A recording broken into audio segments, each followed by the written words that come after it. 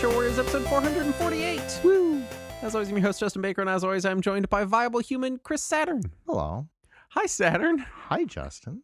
Well, welcome to our weird staggered recording. It'll all release the same to you, but Yeah. normally we record in chunks. This Yeah. one, my internet went down, so we had to split our recording into 2 days. Yeah, so if the last half hour of the last episode seemed really fucking weird, it's because his internet went out and we panicked and tried to recover.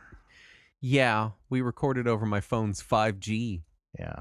which... Well, technically we recorded to local devices like we always right, do. but we heard each other talked via to each 5G. other through your awesome 5G internet.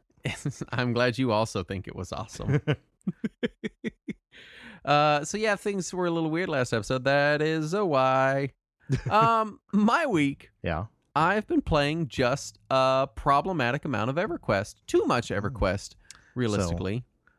I've been putting So in... just like all kinds of awkward guys between 1998 and 2003.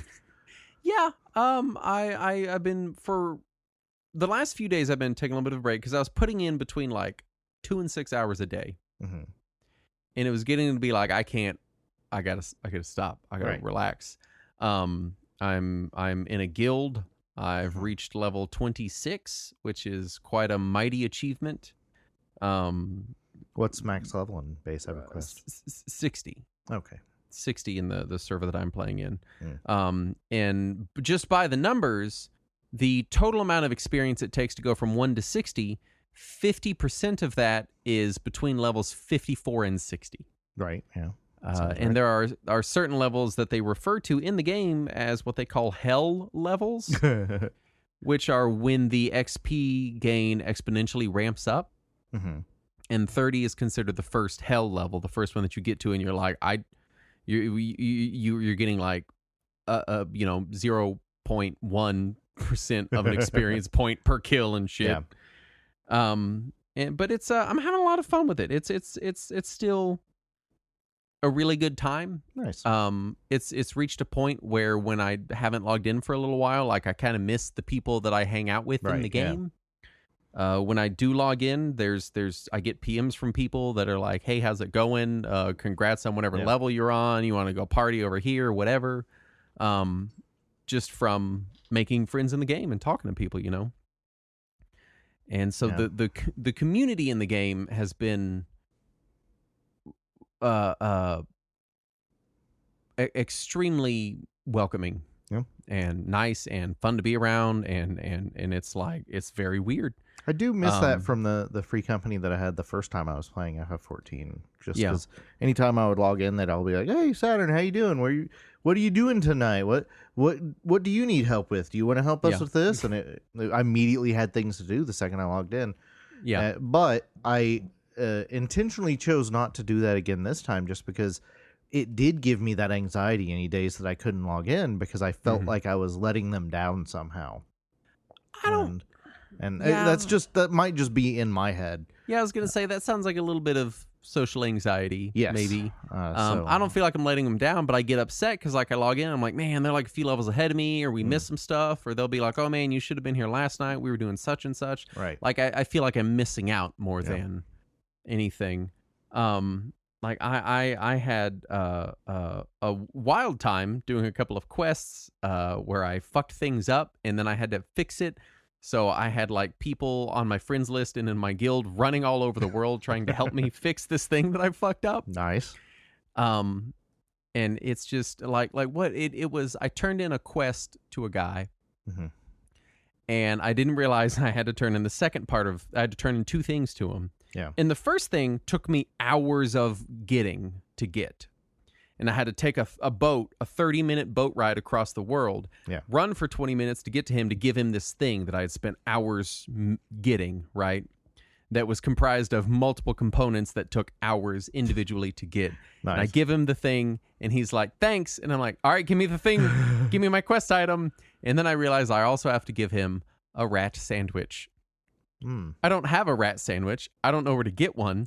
And so I panic, and I go on the wiki, and I'm like, how do I get a rat sandwich? You have to bake one. So you got to find a baker. I'm not a baker. So I have to run back across the world, take another 30-minute boat ride, train baking, go kill rats, get a loaf of bread, because I have to get back to him. Because I asked in my guild, I said, hey, I only turned in half his stuff. When I come back with the other half, he's going to remember I gave him that, right? And they said, oh, yeah, he will. As long as nobody else turns anything into him between those two turn-ins. So I'm freaking out. Yeah. I'm across the world. There's this guy. I was in a town, and someone ran up to me and was like, what are you doing here? And I was like, being in town? What are you doing? And I realized it was an alt of someone I knew, and he was like, hey, can you help me bank? I need to put some things on one of my other characters, so I have to hold his items while he goes and switches characters. Right. Because old MMO. And he's switching characters and stuff, and we do that. And I'm like, all right, cool, I gotta go turn this quest in. So he's still on, and I'm like, I need you to kill rats. I need rat meat. I'm panicking. I have someone teleporting me, and they're like, they teleport me, and they're trying to give me something. And I'm like, there's no time. I'm running. And eventually I get to the guy, and I made it in time. Nobody between my 2 item turn-ins did it, but it was, it's just shit like that. Yeah. It's just weird ad hoc adventures. Yeah, I understand. But it's fun. I'm really enjoying it. I really enjoy that the game is very simple. Can you do those crafting classes, like baking on top of your regular? Can you do all of them on one character? You can do all of them, but you can only max level one thing. I think so. Like the skills go up to 200, and only one of your skills can go beyond 200. Gotcha. But 200 is still like insanely high. Yeah. So but yeah, I believe you can. There's nothing stopping you. Like you just go train it and start doing it. Like the game's really freeform. Like right now, it feels weird. Like because I've also been still playing Final Fantasy 14 a little bit. Right. In Final Fantasy 14, you get in and it's like, here's your fucking checklist of things to do. Yeah. You never don't have someone you're running to talk to hand a letter, to get a letter, to give someone else that letter, until so they can you give catch you a letter up to give to someone else. Yeah. And then you log into EverQuest, and it's like, go do what you want. And you're like, oh, are there quests? And they're like, nah, not really. There's a couple. Whenever you catch up to the current content in 14, that's when that kind of happens. Yeah. But that requires catching up. Now, presumably you still have dailies, and you can do dungeon finders. And you can do all of that, yes. But there's also just like random shit to do and all kinds of side content. Like the big thing back in the base game before the expansions released was the relic weapon, which was like the big iconic weapon for each job class, the one that was like the one that looks like that job class uses in the other games, right? Yeah. And it's such an enormous time-consuming quest, but one of the very first steps in it is you have to find a similar weapon to give to this guy to show him what you want, and the similar weapon has to be crafted. You can't buy it anywhere. Somebody has to make it, either you or someone else, and it has to have 2 materia in it, and those materia are randomly created from your gear. So there was a lot of trying to find somebody who could get you this weapon and find you somebody who could get you the materia, and then somebody who could merge the two. Yeah. But I was being cheap and thought, I will try to make it myself. Oh, boy. And so I looked to see what class I needed to be, and it was Goldsmith that made the weapon for the Black Mage. So I was like, I'll just become a Goldsmith. And I become a Goldsmith, and like I get to level 10 like that day, and I'm like, see, this is easy. I'll be able to make that weapon in no time. And then like level 12 or 13, I hit a quest for my Goldsmith, and it's like, you need to make this one piece of jewelry. And I look at the ingredients, and one of the things that you need to make it is a thing that has to be made by a carpenter. And I'm like, do I go find a carpenter? Well, I could get to 13 in carpenter real quick. And next thing I know, I've maxed out all of the crafting jobs.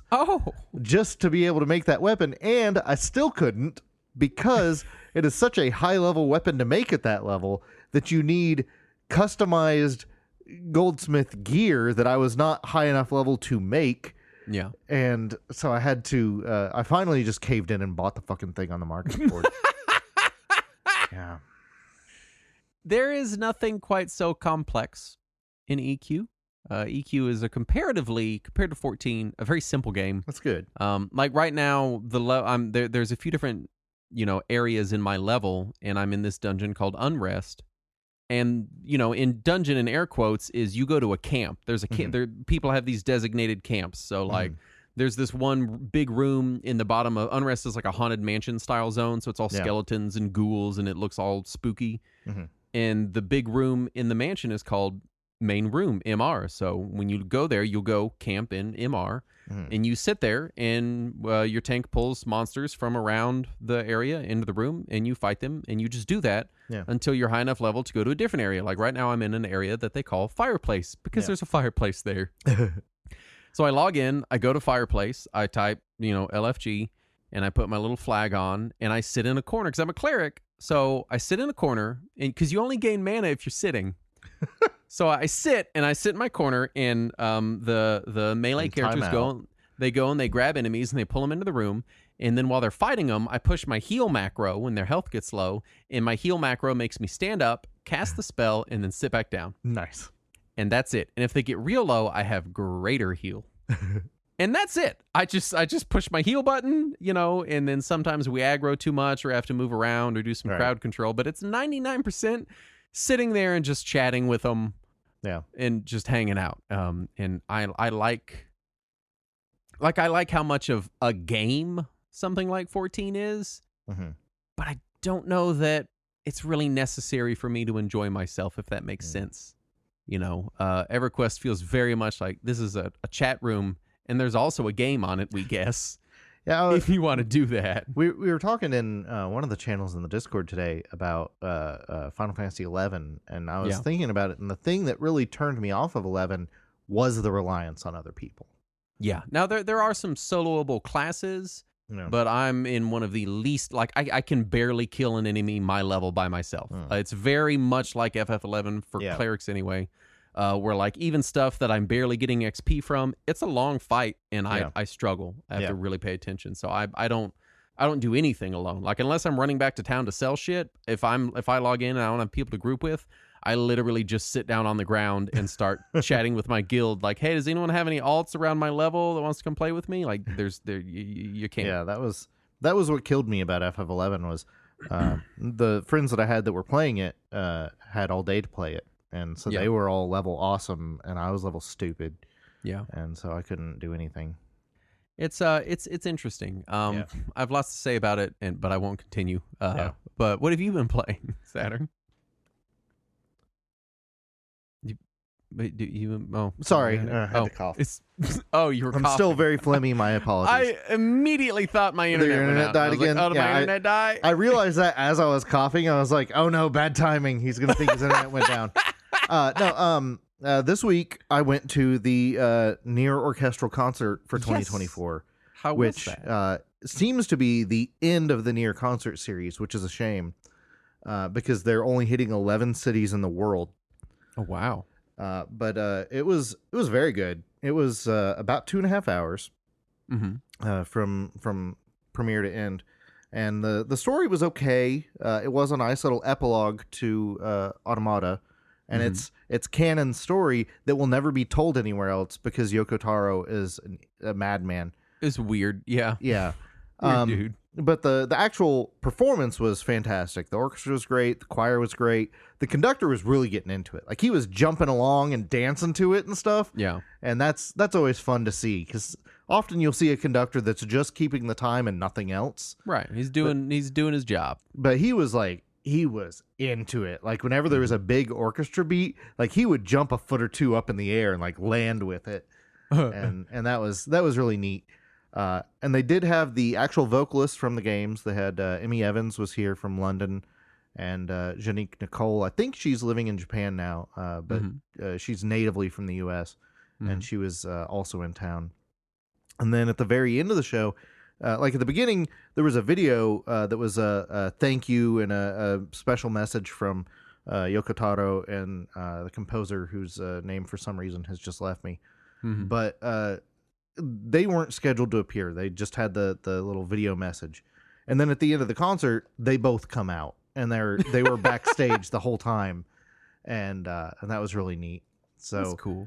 They did make their appearance and say their words. And what's great is Yoko Taro always wears a stupid helmet. Right. His little mask thing. Yeah, because he doesn't like to be shown in person. Keiichi Okabe, that was the composer. But yeah, Yoko Taro doesn't like his face to be shown because he's very self-conscious. And he couldn't see shit. He had to be guided onto the stage by his translator. Because he think you would get a mask you could see out of better. He almost fell right into the crowd. Oh, man. And so they guide him to where he's supposed to be. And then after the other people say some words, they're trying to hand the microphone to him, but he can't see it. So he's just like flailing in front of him until somebody puts honestly, it in his hand. If you're going to be a guy that wears a big giant mask all the time, put some eye holes in it, dude. Like, right. Dang, man. But no, it was great. It was a good show. Really impressive performances.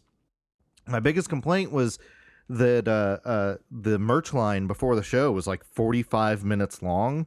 Oof. They had us, the line went from the merch table all the way up to the third floor, then all the way back down into the lobby, and then looped around in a circle next to the merch table.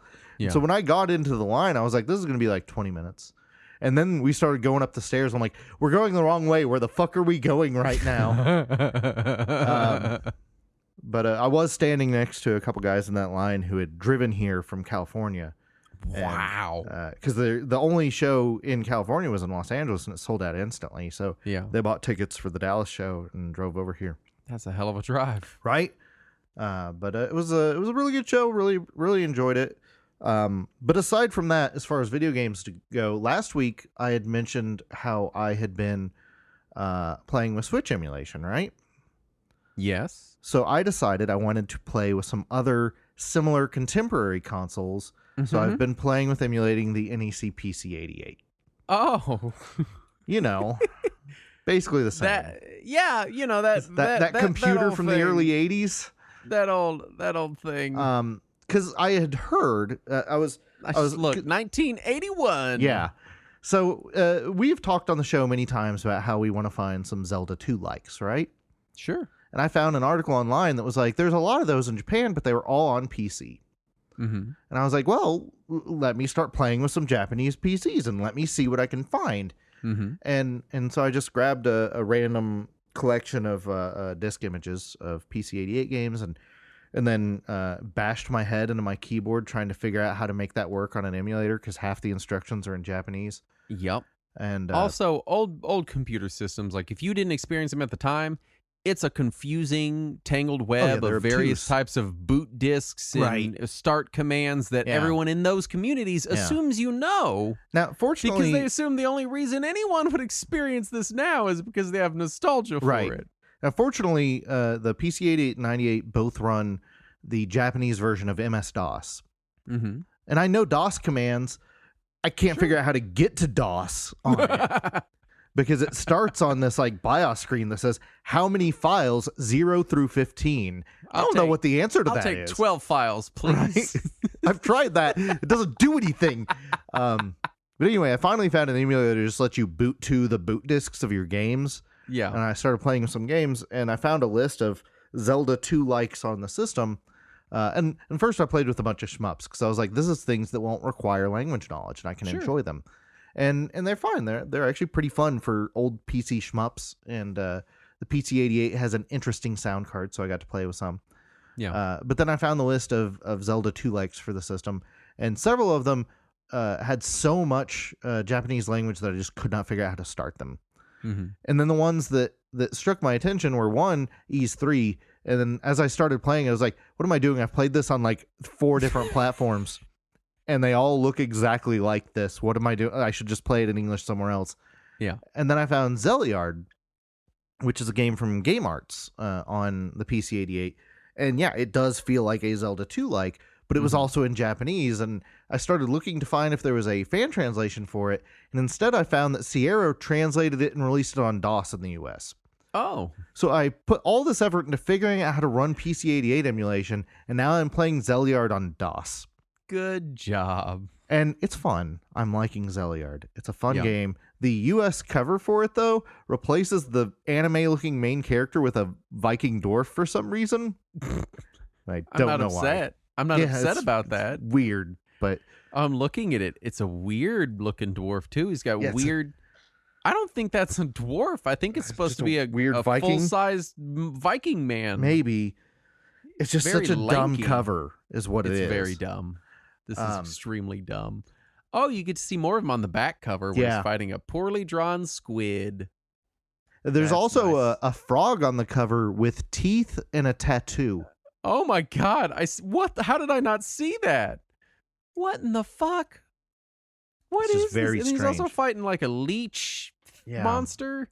This And is bizarre. I And on the back thought cover, you can see he's got a cute little ponytail. Yeah, and then It's when all you play the braided. game, it's all like anime dudes, because of course it is. Get into Zeliard. I don't know what Sierra thought when they were making that cover, but the game itself is fun. Are you ready for their pitch on the back cover? Oh, well, go ahead. Once in a while, a game comes along that you can truly get into. Yeah. Are you pitched? Is this one of them? A game that gives you all the entertainment of an arcade game and all the adventure of a role-playing game. A game that keeps you coming back again and again. Zeliard is that kind of good. game. I was wondering if it was. But it is fun. It does rely on keyboard controls for the DOS version, so yeah. If you have a way to map those to a gamepad, it'd probably be much better. Yeah, I mean DOSBox will do that. Right, yeah. exactly. Just pull up the overlay. Yeah. So, but it's fun. I like it. Also, Like a Dragon Infinite Wealth came out. How is it? I don't know. I'm like 4 minutes into it. You're too busy playing Zeliard. I am. I'm playing Zeliard and I'm playing Silent Hill: The Short Message, which came out the other day. Oh yeah, was that in that PlayStation? They showed it in the thing? State of Play. Yeah. And it is a game. Mm-hmm. I'm liking the atmosphere. I'm liking the tone. The music is fantastic because Yamioko is involved. The art direction is great because Masahiro Ito is involved. The actual writing is a little unsubtle. Okay. But not bad. It's Silent Hill with the main character being a Western teenage girl in the 2020s who is obsessed with social media. So, all right, it's what kind of crazy things are going to happen to her. Oh, it's exactly what I thought would. So what you're saying is it speaks to you. Yeah, you know me. I'm on the gram all the time, right? Is that what the kids call it? The gram. Maybe. I don't fucking know, dude. Me either. Twitter doesn't even call itself Twitter. I don't know what anything is anymore. Right? I guess now all the kids are on the TikToks. No, they call it Insta. Oh, is it Insta? I remember because Courtney and her sister were at a gas station when we were on vacation like a year ago, and this guy came up to hit on her sister, and he goes, yeah, can I get your Insta? He didn't ask for her number. Oh.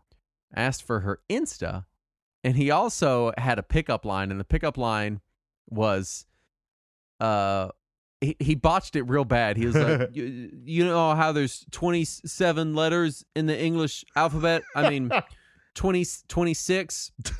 Well, if you and I are together, later you'll get the D. And that's how he delivered it. That's the worst. I was like, I think he assaulted you. I feel assaulted. The best part was him forgetting mid pickup line how many letters are even in the alphabet. Well, maybe he was counting Thorn. Like, anyway, yeah, it's Insta, Saturn. Insta. My apologies to all the Insta users out there. Let's do some news. All right. First up, Modder makes a portable Xbox 360 by cutting the system board in half. And this is a fascinating thing I've been seeing in the modding space, right, of people cutting down and grinding down PCBs to make systems smaller. Yeah, and I think just reconnecting the traces. Yeah, I saw someone on YouTube that had made a PS2 that was like tiny. It was like it's half the size of my phone. Like they just ground it all down. I like these weird fucking mods. Yeah. Sunsoft announces Euphoria 2, the sequel to the 1991 platform adventure game, will release March 1st worldwide. I never played Euphoria. That's fun. I think I did for a minute, and then I haven't gone back to it. I have seen many sites call it a proto-Metroidvania, which is to mean that it is a platform adventure on the NES. If it's a proto-Metroidvania, then so is Milon's Secret Castle, and I'm sticking to these guns. Okay. Milon is a little more linear. debatable. I'm saying more linear. Look, I'm just saying that we should call them Mylonvanias. Just putting it out there. Yeah. Just throwing it out there, seeing if it sticks. We should call them Mylonphorias. LRG is releasing Switch and PC-compatible CDI controllers for upcoming CDI Zelda clone Arzette. Stop. Yeah. Please stop. You have the money and the time to preserve things that are worthwhile. Stop. Stop doing it. I don't know at what point LRG switched from the company publishing indie games to the company digging into the worst parts of gaming history and re-releasing them. It would be one thing. I don't know. This is the same company that sent you a Dana Plato trading card. No, they sent it to you, and you gave it to me. It's on my wall. Oh. Yeah. I don't remember what I ordered. They sent that to me with then. Only thing I ever bought from LRG was I bought a PS2 HDMI cable from them one time. That was the only thing. I in my heart, I want to make the bold claim that all games deserve to be preserved. Mm-hmm. I want to be that person that makes that claim and believes it. But sometimes I question it. Sometimes I'm like, isn't there better uses for our time? It's not that I don't think they need to be preserved. It's that I think there's a priority list. Yes, there's other stuff that more importantly needs to be preserved. Exactly. Yeah. Doom can be played on gut bacteria at a frame rate of 1 frame every 8.5 hours. Yeah, that's 1/30,000th of a frame per second. How are they mapping the graphics to gut bacteria exactly? They've got like one of those I don't remember what it's like an MRI or some medical equipment that lets you image somebody's whatevers, and they put some whatevers. They put some gut bacteria in. I'm guessing a petri dish. I don't think they left the person in there for 8 hours, but they are watching it as they introduce whatever signals they have to get it to play Doom. If this counts as playing Doom, then me drawing each frame of Doom on a note card and holding it up in front of your face while you push buttons also counts as playing Doom. Yeah, I think it does. Just putting it out there. I'm waiting for somebody to Lego Doom. Oh yeah, I could see that. Just making each frame out of Legos. Vampire the Masquerade Bloodlines is getting a sequel this fall. I think we already knew it was getting a sequel. I think we're just getting trailers for it. Was that it? I think that's what it is. I think we already knew about the sequel. I must have forgotten about it just because of how little that mattered to me. Yeah, I never cared about the tabletop game or the I like the idea of it, but then I tried to play the PC game and it just did not click with me. It's the thing about Vampire the Masquerade is that it's very serious. It seems to take itself very seriously, and I need a little bit of someone admitting that it's stupid.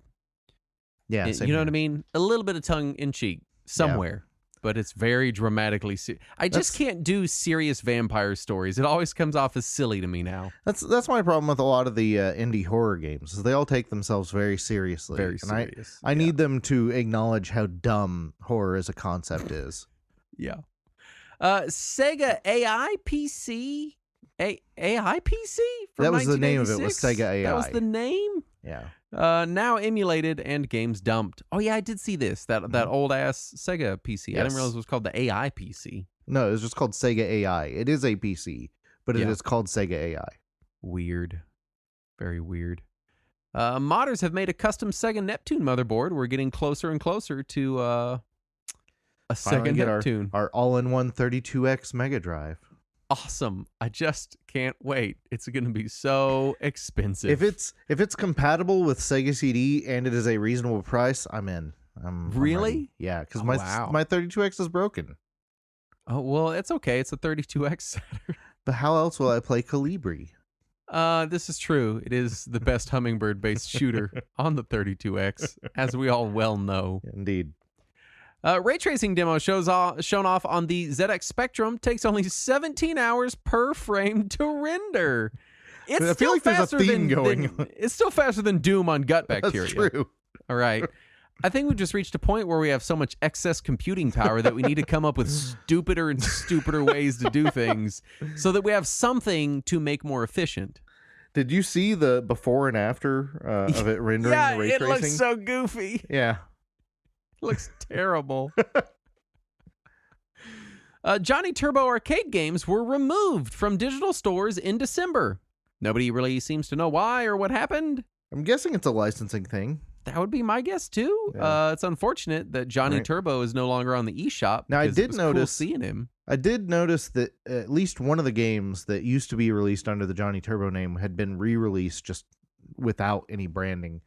Yeah. So do you think, what are the chances that the licensing they lost was specifically for Johnny Turbo, but not for the games? How fucking hilarious would that be? I didn't see if it was the same publisher, though. So it could have been somebody else publishing it, or it could have been that Konami went down on them for the Johnny Turbo name for some reason. I would love if Johnny Turbo is what lost them. Like, I mean, obviously not love it because they're gone, but man, that would be funny as hell. If that was all it was, why wouldn't they just rename them? Sometimes these marketplaces are weird about that shit. It's true, yeah. Like, I wouldn't be shocked at all if the eShop was like, no, you can't rename your title, you have to relaunch it. That does sound like a Nintendo kind of thing. And finally, Ys Odin Felghana Memoir coming to PS4 and PS5 in Japan. Tokyo Xanadu EX Plus coming to Switch internationally. Is this a sequel to Felghana or like a remaster? What is this? It's just basically a re-release of Felghana with a couple of extra bonus, like, behind the scenes things or extra art galleries or something like that. Coming to PS4 2024, and we're still releasing PS4 games. Yeah, it also came to Switch last year, I think. Mm-hmm. So it's a port of a Switch game to PS4 and PS5. PlayStation 4. Yeah. Great. PS4, the console that will not die. Dude, the PS3 lasted forever too, if you don't. This is true. Really, the PS2, PS2 all the PlayStations have lasted for fucking ever. Yeah. Long ass times. Which brings us to our topic at hand, which is Space Station Silicon Valley. Yes. Which is a game that you might have heard about. I think someone, like we announced it in the chat, and someone was like, oh, I remember that being on a list of like the 10 good N64 games. I take issue with the idea that there's a whole 10 games that are worth playing on the N64. Look, we're including multiplat, right? Even then. The release info, this was developed by DMA Design, now known as Rockstar North. It was published by Take-Two Interactive. You might have heard of them. Yeah. It released on the Nintendo 64 in North America 22nd of October 1998, in European territories sometime in November of 98. There's a GBC version that came out in Europe 99, and there's a PS1 port known as Evo's Space Adventures, which came out in European territories in June of 2000. Man, that's late for this game. That's only a little over... It was almost 2 years after its original release. Still, even I don't know. It's just this game. So that's just a couple of months before the release of the PS2. As far as first encounters, I had this game as a kid, and I remember it just being really different from everything else because N64 came out when I was 8, because it was 96, right? Yeah, September 96. So I was 8 when it came out, and I think I was between 10 and 12. When I was like, I want this. So it had been out for a year or two. And to be fair, back then, when a system was only out for a year or two, it was still pretty new. Mm-hmm. A lot of people weren't getting systems till a year or 2 or 3 after they came out because times was slower. That's kind of the way that this current generation has worked, too. There's still people grabbing PS5s that weren't able to get them during COVID, and that console's over 3 years old now. Yeah, so it's just to put it out there. Yeah. And so I don't remember exactly when I got my N64, but I got it in so many games. Just wanted to be Mario 64 or Banjo-Kazooie Collectathon. Yep. And just by virtue of not feeling like this big open world Collectathon, it felt different to me.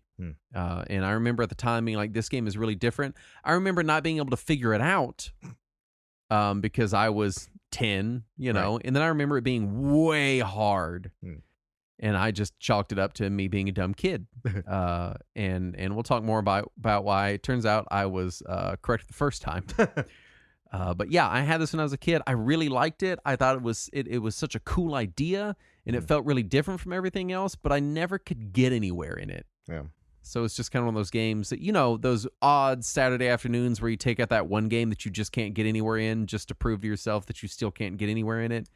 And then you put it up and go back to like whatever else you're normally playing. I traded most of those games to other kids. Really? No, Yeah. I didn't have other kids to trade them with. Oh yeah. See, I had a bunch of kids on the playground. We would trade NES games, and Man, that sounds awesome. I remember I got in trouble because my parents were very upset that I traded the copy of Dr. Mario I got for my birthday for Ghosts and Goblins. And they were very upset because they wanted to play Dr. Mario, and I was like, Yeah. but it was my birthday present. Yeah, and I've traded it for this game. And Now then- I own Ghosts and Goblins. It's not better, but it's different. And then they went and bought another copy of Dr. Mario for themselves.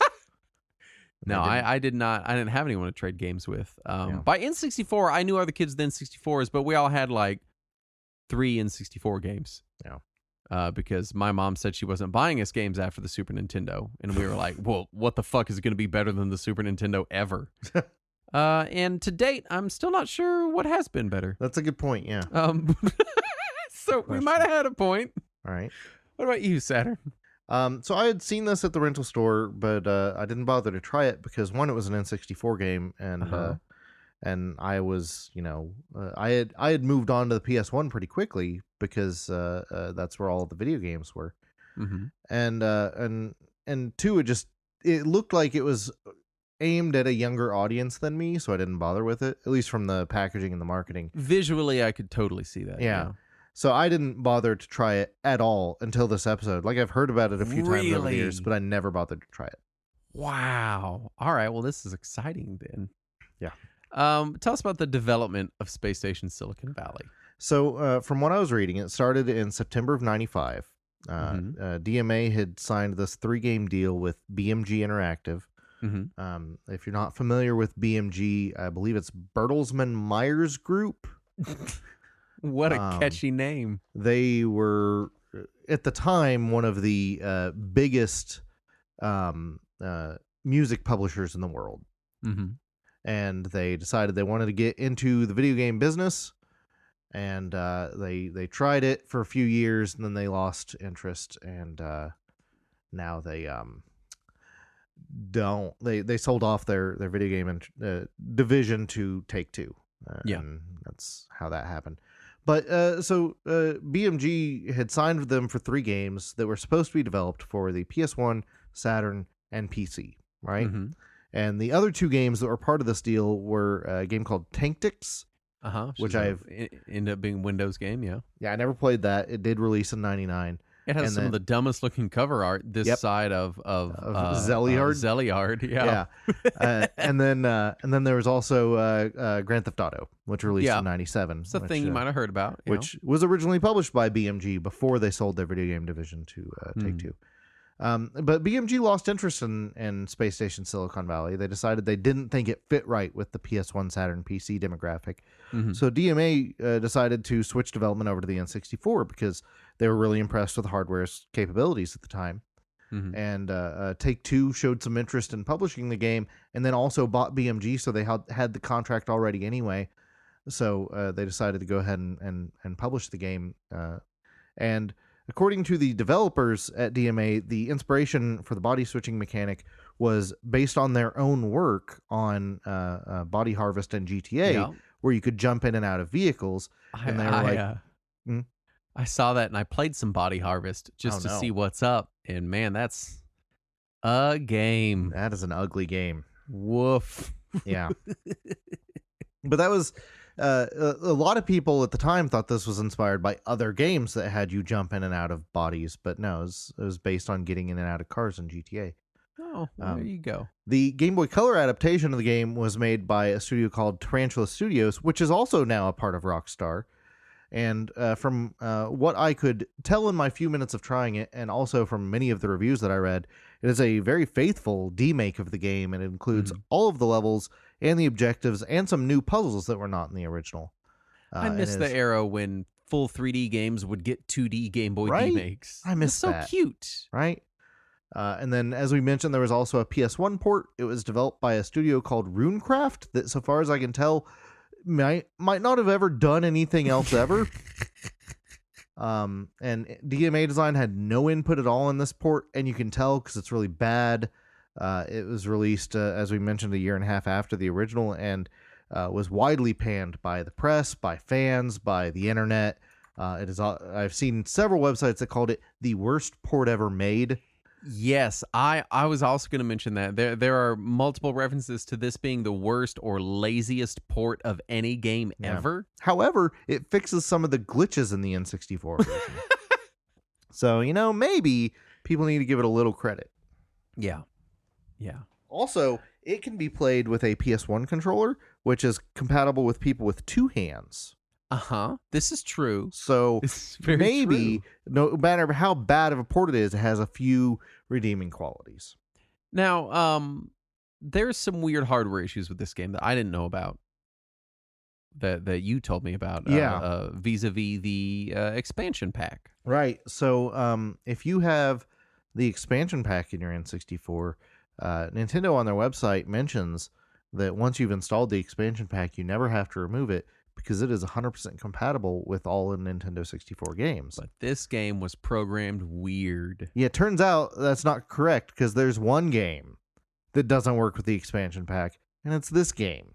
Mm-hmm. So you have to have the original jumper pack, otherwise it locks up during a handful of cutscenes in the game. Some of them you can skip, some of them you cannot.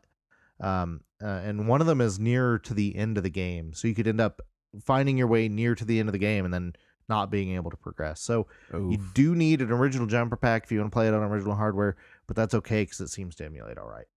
I feel like I ran this with my expansion pack, but I could never get more than a level or two in, so maybe some of those cutscenes aren't right at the beginning of the game. So there's two cutscenes at the beginning of the game. One is the DMA Design logo at the beginning will lock up, but you can skip that one. You can just hit the start button and it'll skip. Okay.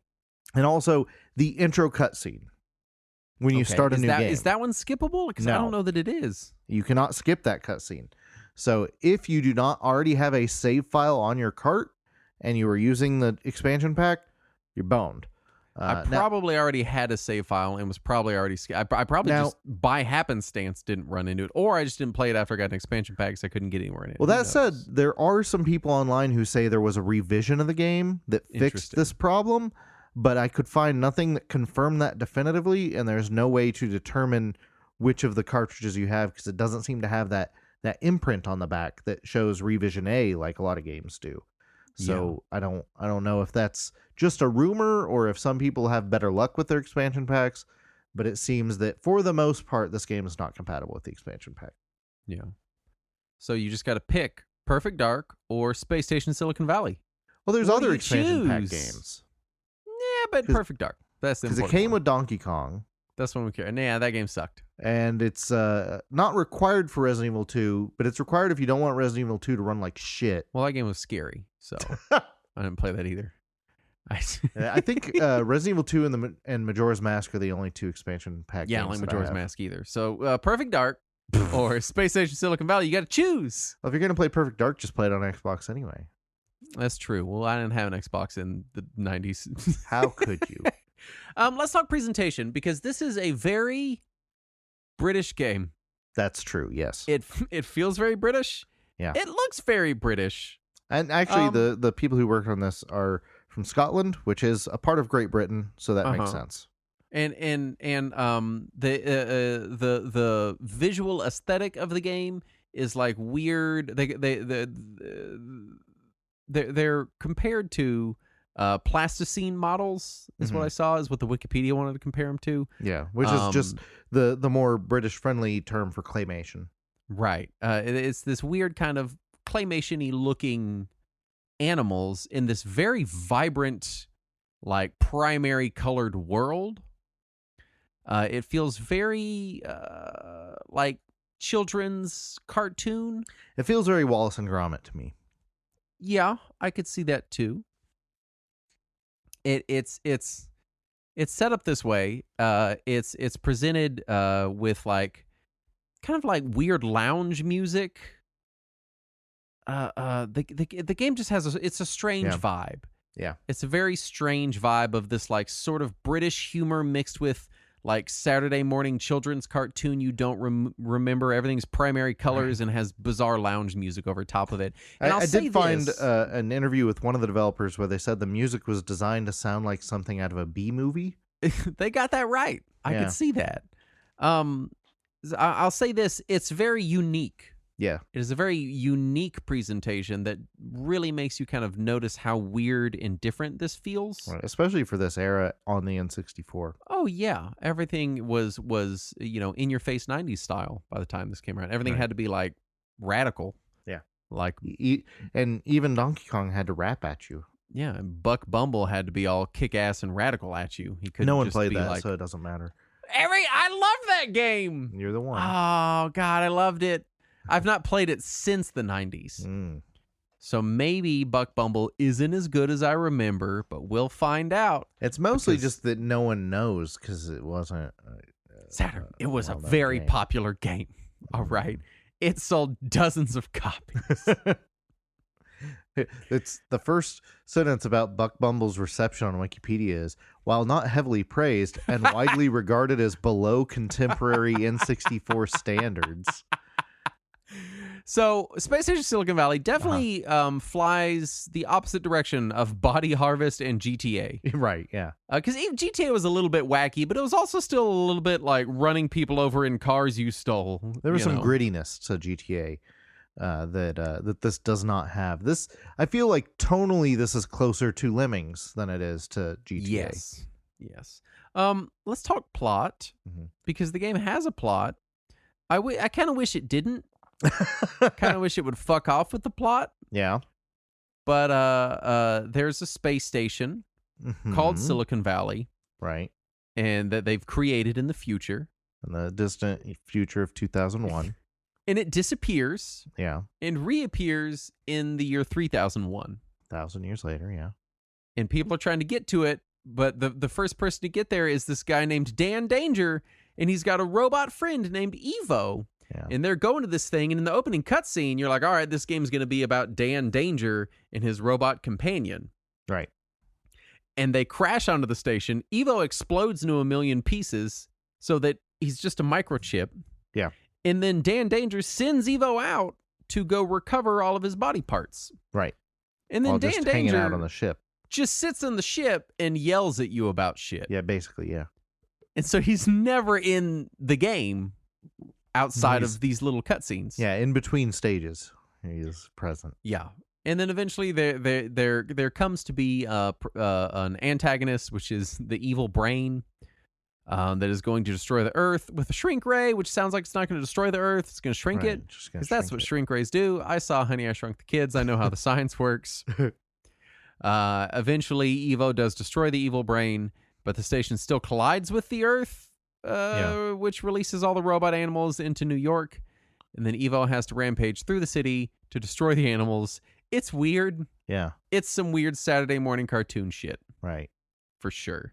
And the plot is basically negligible because the gameplay of the game is level-based puzzles. Level-based environmental puzzles. Yeah. Centered around the gimmick of Evo is a microchip and can inhabit any destroyed robot animals that he encounters. Yes. So that's the bit. So you're set into these environments where you have to most of the time go through successive upgrades and switching of robot animal bodies with different capabilities. And sometimes you have to downgrade for a while and then go back into an upgrade to solve these puzzles. And that's the gameplay of the game. Right. That is it. And I want to talk for a minute about that. So first of all, the puzzles in this game are pretty tough sometimes. Yeah.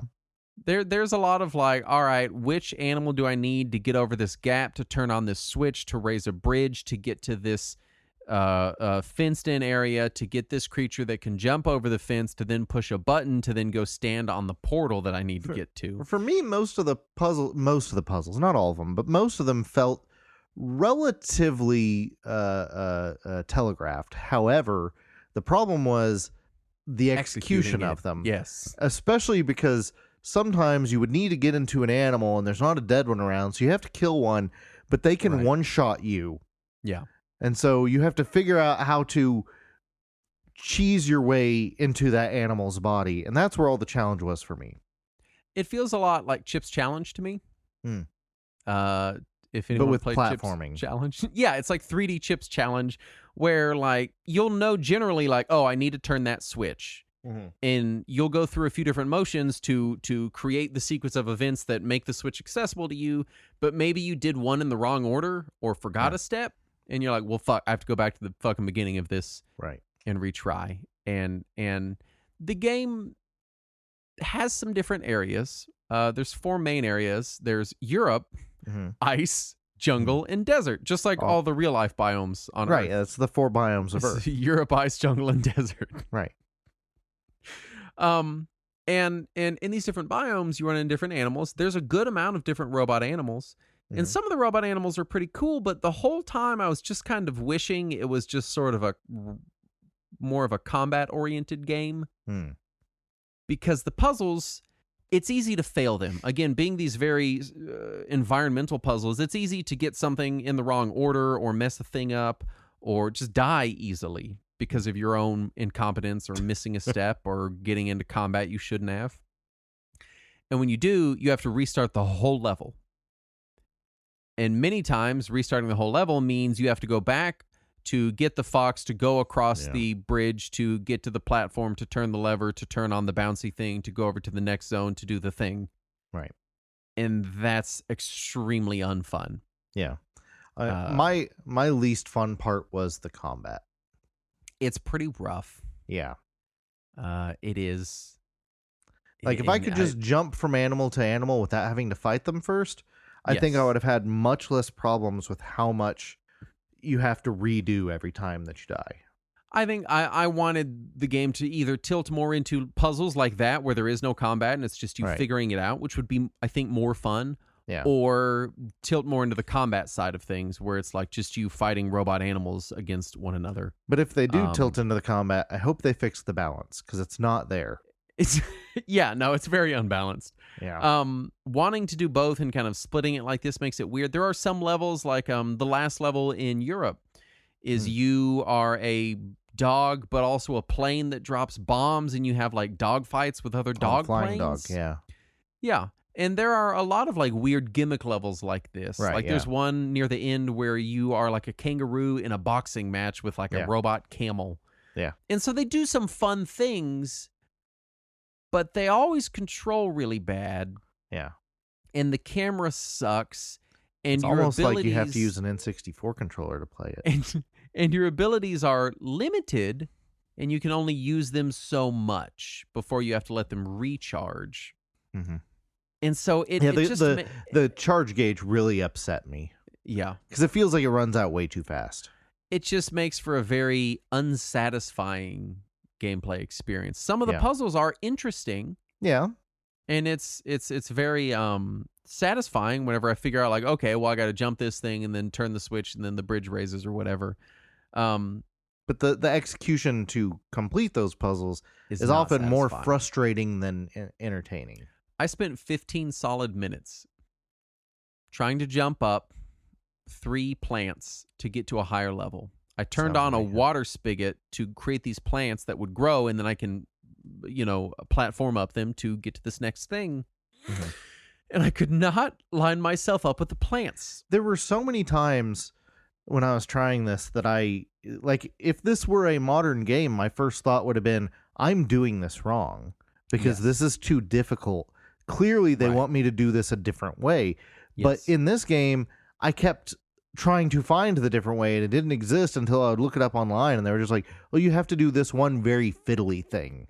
Mm-hmm. And that's frustrating.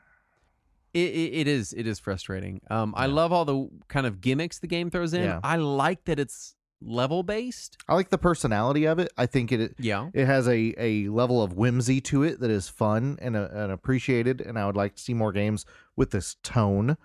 It's just the gameplay is frustrating. Yeah, it's very, it feels unfinished. Yeah. I do like that there are 38 robot animals. There's a shitload of robot animals. Mm-hmm. Now, granted, they A mostly lot of them fall are into, duplicates. yeah, there's dupes. They fall into a few categories where like these are the combat ones that have missiles. Right. These are the ones that go fast, and then these are the ones that have jumping capabilities, Right. but basically can't do anything else. Yeah. And so a lot of them, like, is there really a difference between the big penguin and the sheep? Like, kinda, I guess, but mostly it's just because they can jump. Yeah. And that's what you're doing there. I found myself very disappointed. I had very fond memories of this game. Mm-hmm. And I'll just say it. I didn't play much of it for the show. I put in some time, then I put in a cheat to unlock all the levels. Yeah, that's what I started skipping around between levels and found that they don't really get better. They just get longer and harder because every level you start, the objectives aren't the same. Right. You'll start a level and it's like, defeat all the enemies or push all the buttons, stand on all the platforms, pull all the switches. So your objectives are always different every level. Yeah. And it just was not fun. Yeah. It had all the trappings of fun ideas, but then playing it felt really boring and grueling. Yeah, and what's frustrating to me is how many websites did say like this is one of the hidden gems of the N64. I was looking at, what was it? IGN called it, quote, nearly flawless. Yeah, and even like a lot of modern contemporary reviews of it say that it is one of the best games on N64 or one of the best hidden gems of the 90s. And I think maybe I went into it with too high of expectations because of that, because I found myself really disappointed by just how jank it is. I do think I'm going to read a little bit from the final paragraph of this IGN review for the game. This is by Matt Casamassina. This is from when it released? This was posted in 1998. Okay. It says it was updated in 2020. I don't know what that's about. Probably just formatting. Probably. But originally posted in 1998. And I think this gets to the core of why this game was so beloved when it came out. This game is an absolute gem that truly emphasizes old school gameplay mechanics in a stylized 3D world, all with a wicked sense of humor and loads of animals to kill. And I think what it's pointing to here is the idea that, again, the reason I remembered the game is because everything wanted to be Mario 64. Collect a bunch of stars, Banjo-Kazooie, collect a bunch of music, it was puzzles, puzzle pieces. If Donkey Kong, collect a bunch of bananas. Everything wanted to be these big 3D collectathons. I can kind of see where he's saying that it goes back to older sensibilities. Yeah, there is, you do, when you're looking for it, kind of feel that old, like, early to mid 90s European PC game DNA there. Vibe. Yeah. And I think that's what he's pointing out. Is like, hey, this is not just another N64 collectathon. This is like, hey, what if we just take the sensibilities from games that have already been working and bring them into 3D? Right. And so I get why this would feel refreshing in 1998 if you only had an N64. Right. I could see that. Now, I don't know what everybody else's excuse is since then. Because people are still calling this like a hidden gem on the system, and it just it has a lot of cool ideas. I think if it didn't play so poorly, the actual controlling of Evo and the robot animals is frustrating, and not just in that N64 God, I wish I had an actual free moving camera kind of way. Though that doesn't help. It doesn't help, but just in general, they're weird and clunky and frustrating to pilot. And a lot of things are kind of floaty, and a lot of hitboxes feel imprecise. Yeah. And so there's just a lot of jank. There's a lot of jank. Yeah, it's definitely a lot of jank. But I can see why people at the time, and I guess we're kind of getting into reception here. I can see why people at the time thought this was a really interesting take. Now, I don't agree with IGN giving it a 9.5. Yeah. That is an insanely high score. Next Gen gave it a perfect 5 out of 5. What? I don't know. Yeah. Man, they called it superb. Dan Shu of EGM said similar things. EGM gave it a 33.5 out of 40. I think GameSpot and Game Informer were on the money with a 7.1 and a 6.5. It's interesting. Yeah. But here's the thing. Like, again, if I was gaming in the 90s, I only had an N64, I could see being like, yeah, this is cool. It's like one of those older games. Right. We have so many other options that I did not enjoy my time going back to this. What I don't get about those perfect or near perfect scores is there's obvious noticeable bugs and glitches in the game. Yes. There are things that don't work. There's things where sometimes you'll just fall through a platform or something. But more importantly, there's an item, a collectible that you need to unlock the bonus game that is literally unobtainable. I think one of two things happened there. I think one, a lot of reviewers just didn't finish the game because the game gets really, really hard. Right. I think they played a few levels, saw the cool ideas, and in the first couple levels where the puzzles are really simple and there's not a lot to do, it's a little more pure and it's a little more forgiving. Or maybe they got an early build and assumed it'd get fixed. Maybe. Yeah. But I also think that in this era where we're getting huge amounts of N64 games with collision problems, with hitbox problems, with just jank, I wonder if maybe it was the vibe at the time of like, yeah, well, games just kind of have some jank in them. The making them 3D, you can't not have some jank. So, and I think it was just a thing of maybe people just expected some amount of jank in everything. I wish people could go back and listen to 1996 Saturn when he said, "Stop making shit in 3D. Let's stop it until we figured it out." Yeah. So I don't know, man. I think it was just a thing. I really believe that so many people were playing so many jank ass N64 games that they just expected it. They were like, yeah, 3D games are just a little jank, so we forgive all of this. Now, I would say after having played them both, I prefer the GBC game. Really, I wish I had gotten around to that one. I forgot that it was a thing for the longest time, and then I didn't have time. Well, it didn't come out here the first time. Yeah. No, I mean like for the show. Oh, yeah, specifically. Yeah. But no, I tried it out for the show, and it's also a janky Game Boy Color game at the time, but I had more fun with it. Yeah, for sure. It's weird to hit these hidden gems like this and just really kind of truly not understand what the fuck these people were playing. But I think it does really speak to the zeitgeist of the time of where we were. And I think that the transition to 3D really kind of lowered some bars. Yep.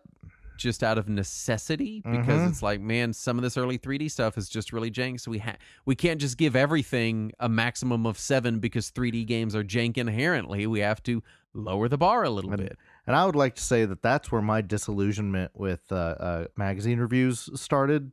Yeah. Because there were so many super high reviews of these janky 3D games. Yeah. And it completely disillusioned me. So, fuck games journalism. What gets me is the game is cute and interesting enough that I would put up with a good amount of jank. I really would. Yeah. But what I won't put up with is the really high difficulty. Yeah. It's just a really hard game. Like, if it was janky and cute, sure. A lot of the difficulty to me feels like it's because of the jank in the controls. Sure, definitely. But also, again, like you were saying earlier, the enemies, like, they'll just one-shot you a lot of the time or kill you really fast or get you locked into a corner. The enemy AI and the enemy animals are vicious. Yeah. They're aggressive. And sometimes it seems like it wants you to lure over another animal to distract them. I'm glad you brought that up. There are multiple instances of wanting you to lure them somewhere or lure them into a trap you can trigger. Right. And the pathing on them is so fucked that it just doesn't work. Right. You end up having to set up this elaborate trap and try to execute it a half dozen times before you even wonder if it can work. And each time dying in between because it didn't work or their pathing was weird or they glitched through a wall. Or they knocked you into an older area and you have to find your way back up. And it's just, it's if it wasn't so hard. Yeah. then I think I could enjoy the cuteness and the puzzles of it a lot. But it's just a really difficult, extremely difficult game. And so I had a really hard time squeezing much enjoyment out of this. It's not like Faxanadu that made me angry.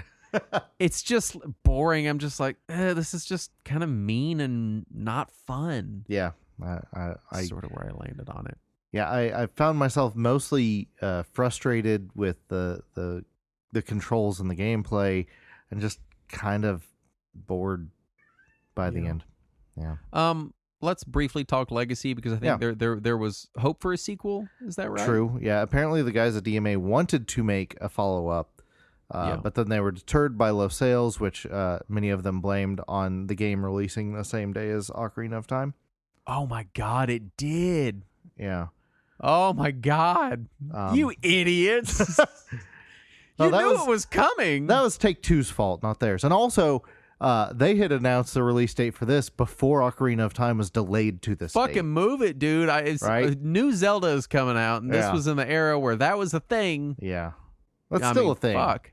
I guess it is. For games that are on Nintendo consoles, yeah. True. And then also several of the staff at DMA Design said that the lessons learned in game design on this were carried over to GTA 3's open world and the pathing and the world design and that. Oh, I see. Is that why the pathing in GTA 3 is so jank? Is that what it is? Yeah. Is that what That's probably exactly what they mean. For final thoughts, it's fine. It's way too hard for how cute and dopey it is. Yeah. It's doing cool stuff. It is doing cool, interesting, unique things on the platform, but everything just feels difficult to navigate and just kind of blah. I don't know. I came out of the other side of this like, there have been times where I'll quit a game that we're researching for the show, because I do try to play as much of a game as I can when we're doing a show on it. Mm-hmm. And sometimes, I mean, I played Final Fantasy VII in like a week. You know, there's a lot of very long RPGs I played in like 3 and 4 days. That you for the barreled show. into. Mother 3 was one of them, wasn't it? Oh my, yeah. Final Fantasy 9, I think I played it in like 3 days. Yeah, that was so dumb. It was. I do really try to play as much as I can for the show. Yeah. Sometimes I get stopped because they're just too difficult, or they're broken in some way, or they're just really bad, and all of these apply to World Court Tennis. But then it's rare that I quit playing a game for the show, because I'm just like, it's so fucking boring that I just don't want to. Right. I just cannot bring myself to spend my free time playing this boring jank, and that is how I felt with Space Station Silicon Try Valley. the GBC version. I will. Yeah. For me, now, I'd like to take a moment to mention that normally when we talk about replaying some of these older games, you are the one who talks about how you're trying to get the perfect ambiance and the right monitor or the right television and the right I just controller. played this one on Steam Deck. Well, so usually what happens is I'll play a game and be like, this is good, but I need the ephemera in the ambiance. I need the printed guide with it. I need to be, or whatever. Right. In the, I think I just never got there with this. And normally I just grab an Xbox controller and emulate it on my PC, and I'm like, that's good enough for you're me. like, I played it on my phone with a touchscreen while I was shitting. I'm like, all right, I guess. Fuck. This is my pooping game this week. But no, I tried to play it with just an Xbox controller, and I couldn't, because N64 games are just so awkward with not N64 controllers. That's so weird to me, because this is one of the few N64 games that I don't see any issue with. I don't know why. It's something about the C button controls being mapped to an analog stick always bugs me. I can see that. Yeah. And so I need them on buttons, but there's not enough buttons on a modern controller to have C buttons and also other N64 buttons. Mm-hmm. So I grabbed my Switch N64 controller, because it's USB-C, and I tried to play it on my computer, and I spent almost an entire day trying to figure out how to fucking make it work with RetroArch. And then I finally did through just Steam's gamepad control, and was able to play the game. And what I realized after all that effort is I really just don't like N64 games or N64 controllers. I really don't. There's something about that era and that kind of controller and that kind of thing that just really turns me away, and this reminded me of all that. The game itself has some charm, but between the control issues and just the general jank issues, and like you mentioned, the weird difficulty, that some of it comes from actual difficulty, but a lot of it just comes from monotony, from having to do the same weird thing over low and over again. camera angles, jank, pathing, clipping, So between all of that, it just reminded me of all of my least favorite parts of the N64 era, and this is one of the beloved N64 games, so I really don't want to have to play anything else on the system at this point. So you're telling me my initiative to cover more N64 stuff at the beginning of this year is maybe not going to go over well? Oh, it'll go over great as long as you want to hear me give the same rant every time. Saturn, we're gotta play Buck Bumble. Gross. There was a theme song. It had on words. Anything else? I hope not. I hope not, because the world, the Buck Bumble is too good for this world. Yeah, that's a Ubisoft classic. Yeah, Space Station Silicon Valley. I was just bored. I was very bored. Yeah. If you're one of those people who do believe that it is a hidden gem in an N64 classic, please let us know what it is that we are missing. I would love to hear from someone that, because again, you play a couple levels, you're like, that was cute, that was fun. Yeah. I would like to hear from someone that's like, yeah, I played through the whole game recently, and it's still just amazing and near perfect. I really liked the idea and the premise. I will say that, because cool idea. I am a big fan of the whole idea of the jumping between bodies thing. That convinced me to play Messiah. It convinced me to play Geist, which God, that was a disaster of a game. Yep. There was a C64 game, I think I put it in the notes here somewhere, that also has that kind of body thing. Oh, Paradroid, yeah. And also Avenging Spirit, which I recently replayed the arcade version on my Xbox. Mm-hmm. They're all games where you just jump between people's bodies, and I love that mechanic. I think that's a really neat, clever idea, and to mix it with puzzles, I was really excited for this. Yeah. And it's just kind of meh.